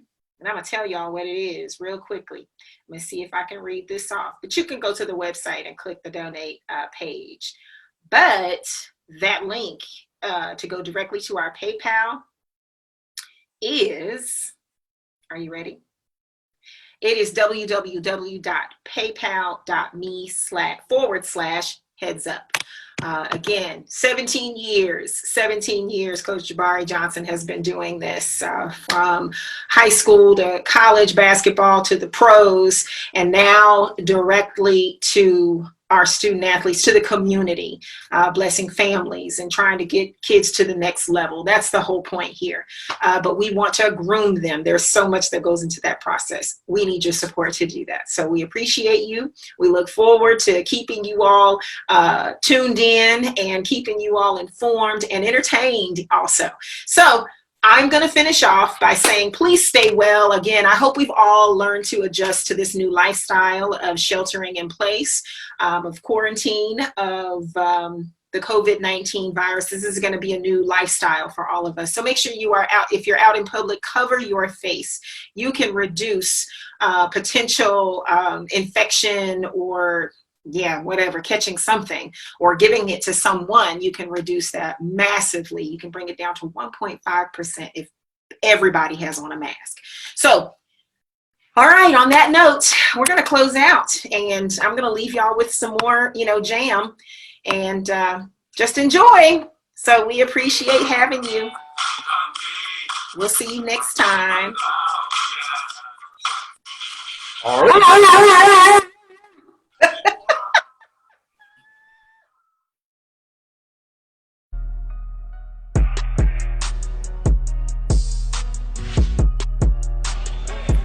Presents the Sports Influencer Virtual Sports Enrichment Academy for student athletes.